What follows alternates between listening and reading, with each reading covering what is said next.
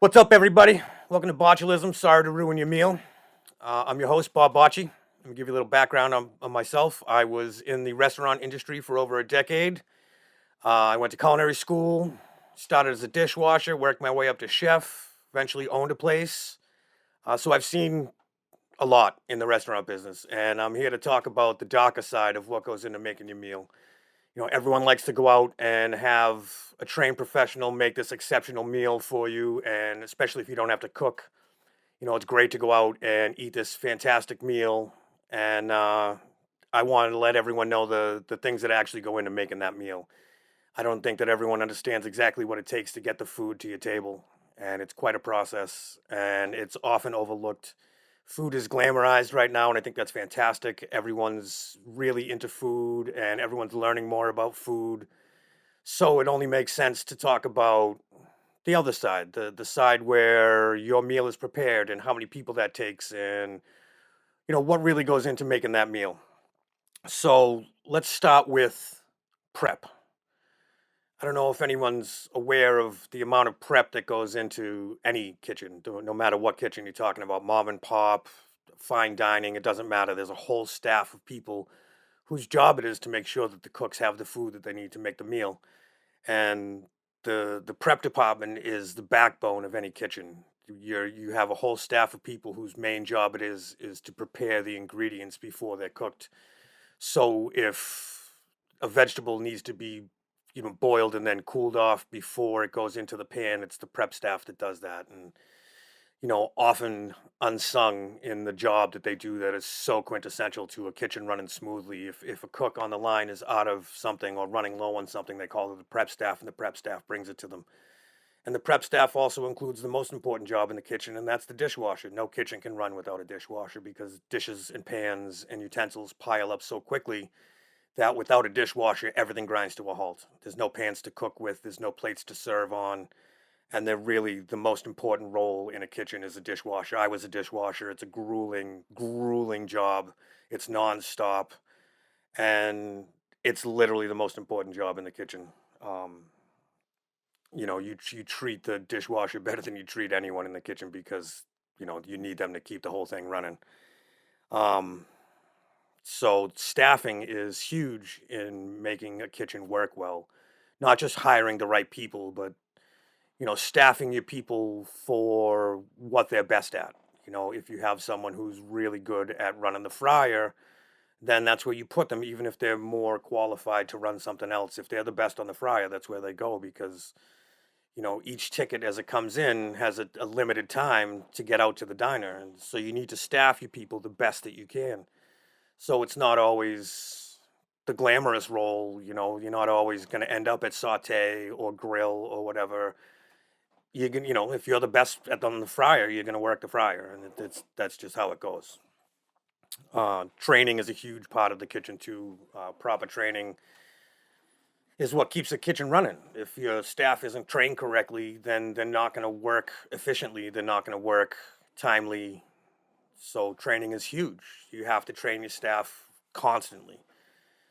Everything changes in a kitchen, so you train your staff to be able to adapt to the changes as they come. And a good cook can adapt to any change pretty quickly.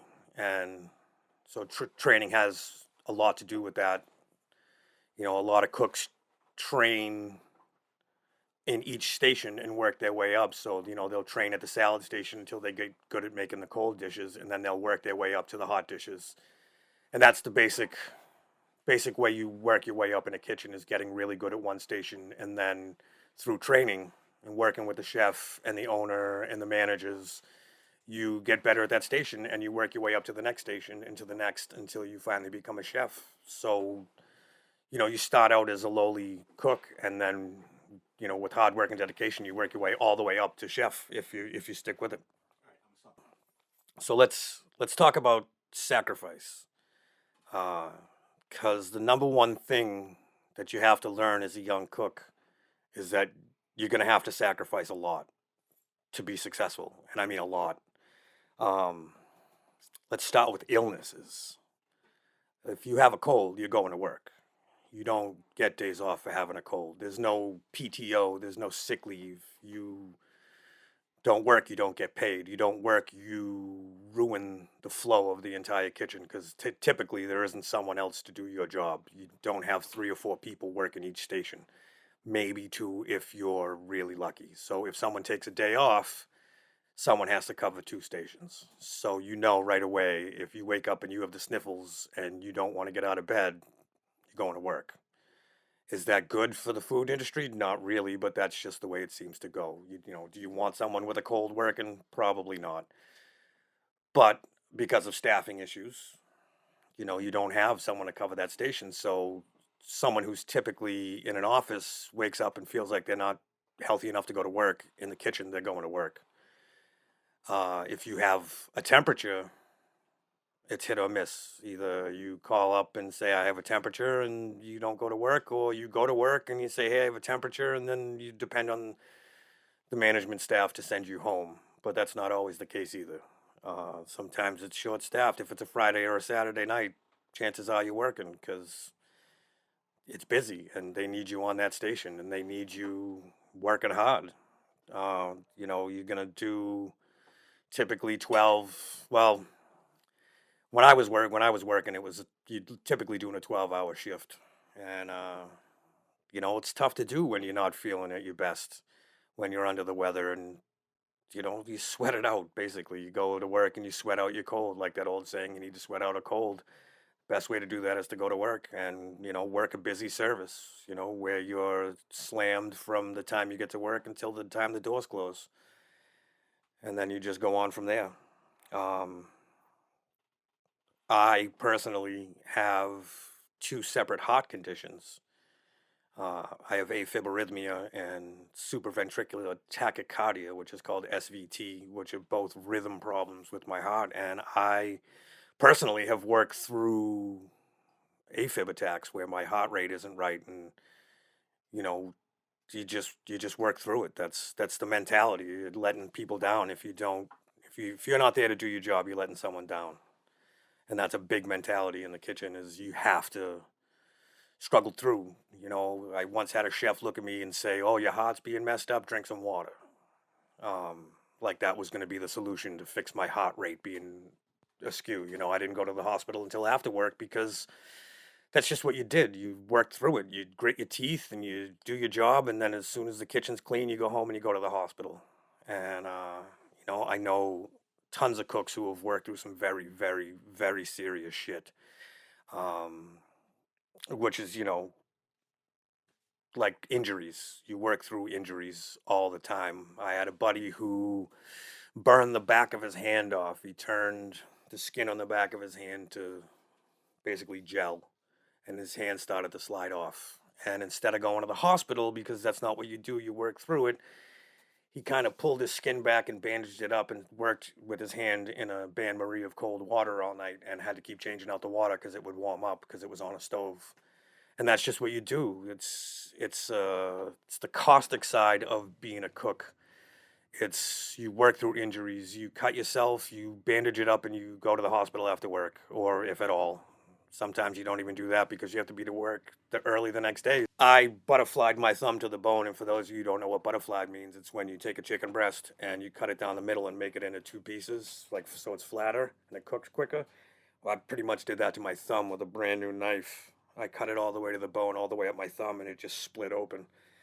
And there was no one to take my place. The service was just starting. There was no one to work my shift that night, so I basically squirted lime juice in it to disinfect it and packed it full of salt to stop it from bleeding, wrapped it in duct tape and wet paper towels and put a glove on, and I went back to work. And at the time I was working 60, 70, 80 hours a week, so I didn't have another day off for 6 days. So, crazy me didn't want to let the team down. I didn't go to the hospital for 6 days. By the time I went, they couldn't stitch it because the skin was necrotic, so they gave me a bunch of butterfly bandages, and I still have a groove in my thumb to this day. And that's just something that's just cook's mentality. You just work. It's burns, cuts, pulled muscles. You throw out your back trying to take a heavy pan out of an oven. You don't go home. You just move differently and just deal with it. You know what I mean? You're the last line of defense as a cook. if you leave, the whole thing breaks down. And that's one of the major sacrifices is your health. You're working crazy hours, you hurt yourself constantly. The kitchen's a dangerous place. Everything's hot, everything's sharp. You're gonna hurt yourself, and when you first start out in the business, the first thing you learn is that injuries and stuff like that that you used to think was serious are no longer serious because you don't have time for them to be serious. You just work through it. And if you work in an open kitchen like I did, where people can see you, it's even harder to get through it because you can't wrap your thumb 7 times its normal size and work. So you got to get creative. So what else is there for sacrifices in the restaurant industry? Let's talk about time. Even if you're only working 40 hours a week, you're working 3 to 11, 4 to 12, 4 in the afternoon to midnight. So, you're at work when everyone else is off of work. And that's non-negotiable because that's the nature of the business. You're working when everyone else is off. So you sacrifice a lot of that time. If you're salaried, if you're a sous chef or a chef de cuisine or an executive chef and you're salaried, you're looking at 60 to 80 hours a week.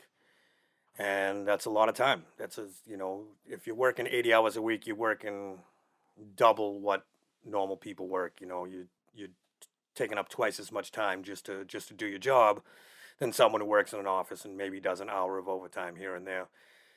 You're expected to do 80 up to 100, there's no limit to the amount of hours you're working once you get a salaried position. So you sacrifice all of your time when you're a salaried position. You're just always there. And the nature of a chef is to be hands-on. So you see the entire process. You put your hands on every step of the process. So as a chef, it doesn't make sense for you not to be there unless you really trust your staff, but you still want to see the process going on. You want to see and make sure that the cuts are right on the vegetables, that the meat is butchered the right way, that the portions are the right size. So when people are there, you're there. Anytime that I was salaried as a chef, I was usually the first one there, last one out, because that's just the nature of it.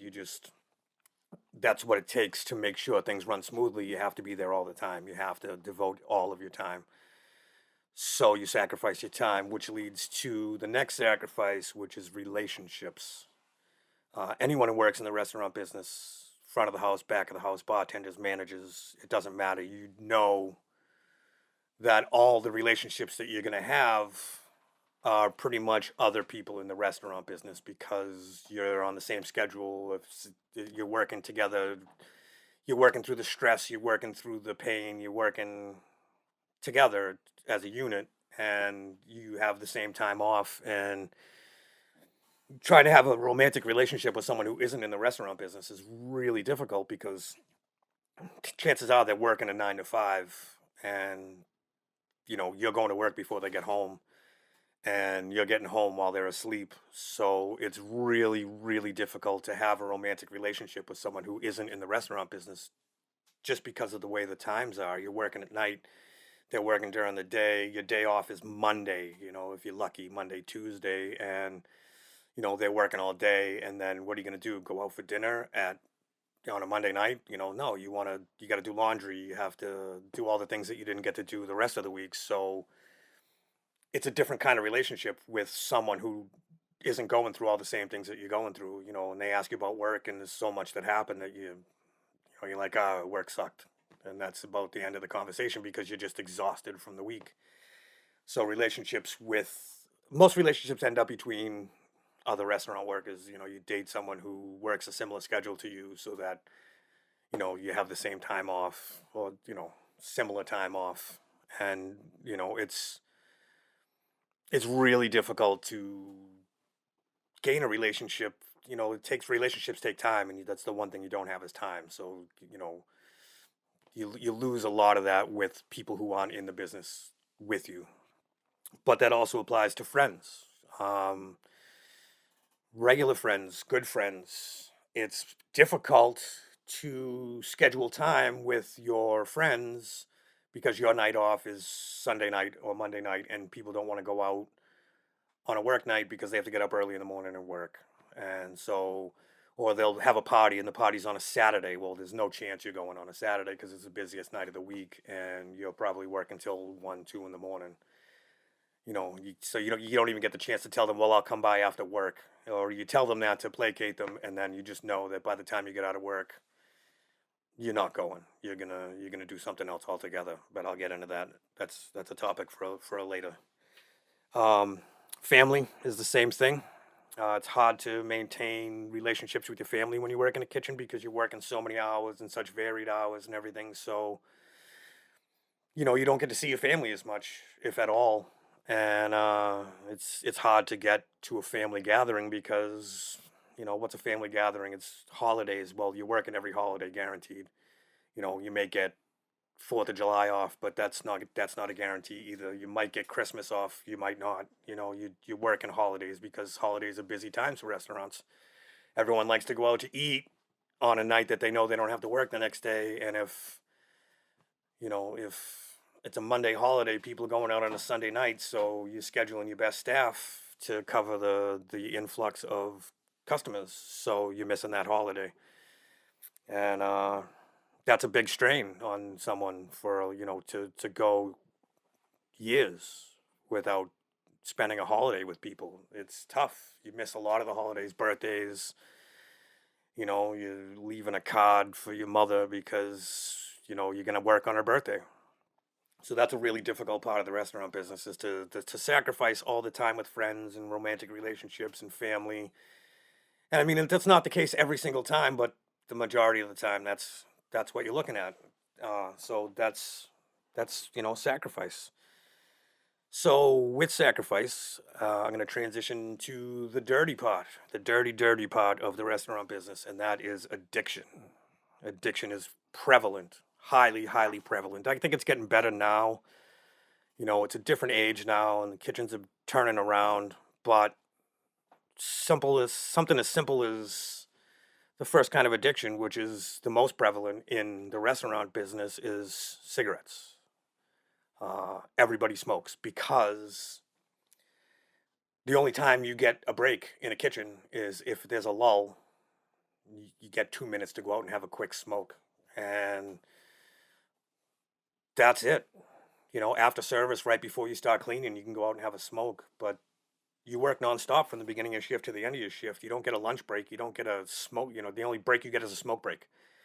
So I have had former employees who didn't smoke who literally ended up smoking because that was the only break they got. Kids who were diehard non-smokers all of a sudden smoking butts because it's the only break they get. And it's rare to see, well, it was rare. I'm sure it's different now, but it was very rare to find a kitchen with all non-smokers because someone smoked. So that's the first addiction that I associate with the restaurant business. And then the biggest one for me that I've seen, and this doesn't apply to everyone in the restaurant business, but it's a good amount of people. It's a majority of people who work in the restaurant business, and that's booze. Booze is hyper prevalent in the restaurant industry, not just because you're working with it, but a lot of restaurants give you a free drink at the end of your shift, so that you're starting off your downtime with a drink, and that leads to another drink, and then people are getting together and going out after work to the places that are open later. And that's where you go to bond with the servers or other cooks from other restaurants, other chefs, other managers. They all go out afterwards. It's the kitchen social life, the restaurant social life, is to go out after work and have a couple of drinks with your coworkers to talk about how much you made, how bad the shift was, whether the kitchen fell apart, how you got it back together. You go out and you have a couple of social drinks with the rest of the staff, and then a couple of social drinks leads to 5 drinks to 10 drinks, and then next thing you know, it's last call, and you realize that you have to work at 10 o'clock the next morning, and it's 2 in the morning, and you have to try to figure out how to get home. Sometimes you're out later than the public transportation is working, and you have to take a cab, or you have to walk if you can't afford a cab, because restaurant workers don't make a lot of money. There's not a lot of money to be made in the restaurants unless you're super, super, super successful. Um, and it seems like most of the people I've ever worked with drank after work. And I've seen it ruin chefs. I've seen booze ruin people, like ruin them. Top-notch chefs who are now working at chain restaurants because they can't stop drinking and they can't run a kitchen anymore, so they end up working at a chain restaurant because that's the only option they have left. And that's happened more times than I can count. Really talented chefs who just can't stop drinking. And it starts with a couple of shift drinks and then going out with the staff a couple of times. And the next thing they know, they're, drinking before their shift. It happens a lot. Uh, I'm sure I've been out of the restaurant business for a couple of years now, so it could be different now. But I know when I was in the grind every day, that's what you did. You went out for a couple of beers after work. And, when you're working 7 days a week and you go out and you have 5, 10 beers after work every day, it starts to take a toll, and then you're just trying to play catch up and you're working through your hangover and, you can't wait for that drink because, work is so stressful and you're so busy all night that that first drink is such a release and it just starts to wash away the whole day, especially if it was a really shitty service. Something catastrophic happens, you can't wait for that first drink. And it's a huge part of the restaurant industry. And, you know, in my experience, I've seen it ruin servers, I've seen it ruin bartenders, I've seen it ruin managers, and it just, it's tough. You know, drugs, when I got into the restaurant industry, drugs were not as prevalent as the times before me, when people were doing coke on the line. I didn't see a whole lot of that. I don't think that much of that goes on anymore. Not that people don't do coke to make it through a shift. I just didn't see it as much as the stories I heard when I started. I wasn't doing the drugs, but I can't say that people weren't doing coke before their shift to get a boost, to get through their shift. But what I did see a lot was weed. Uh, Shifts are hard. You're cooking nonstop for 5, 6 hours at a time, and I know a lot of cooks who couldn't get through a shift without being stoned. Uh, Calm them down. It kept them from getting anxiety while the tickets came pouring in, and I saw a lot of that, lot, and it kept a lot of cooks I knew that I worked with kept them sane, basically, from it's tough to work a shift in a kitchen. Things can go wrong. Things come in fast. They seat too many people at once, and then there's 15 tickets coming in at the same time, and you don't know where to start because that there's just overwhelming possibilities because of the amount of people being sat. And a lot of the cooks that I knew needed to be stoned to deal with stuff like that. I mean, it's stressful, and it makes sense. I don't mean to compare weed and coke. I'm just saying that the drugs that I saw in the kitchen were weed. It was more weed than anything else. Um, so I want to talk a little bit about stuff that you don't think about when you go out to dinner. Um, One of the biggest complaints that I encountered in my career was what it what you have to pay to eat. Why is everything so expensive? Why is this a $30 plate when, I can go buy a piece of beef for $10 at home and have a $15 meal? Well, there's a lot more that goes into it.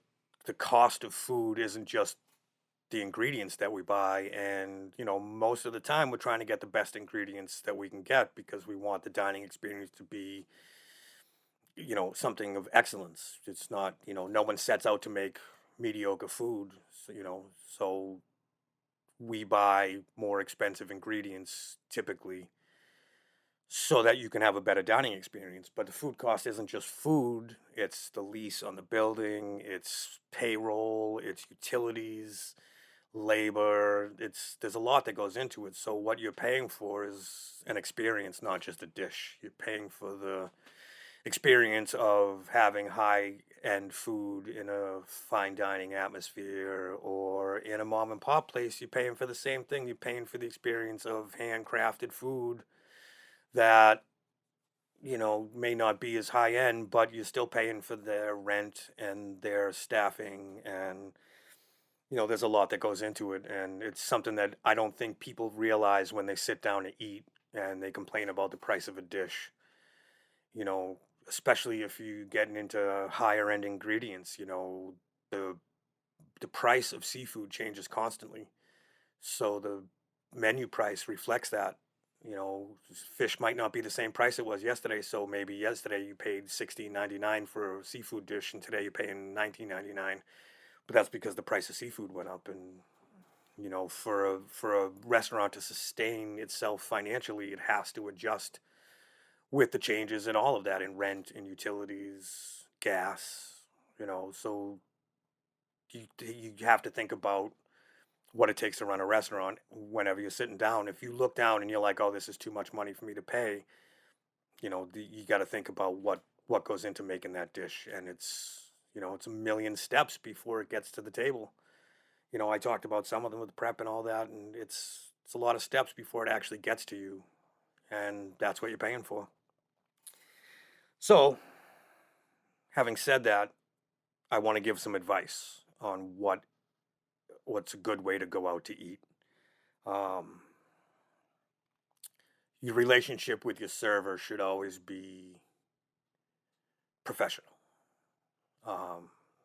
Treat them like you would treat a coworker or something. This doesn't fly.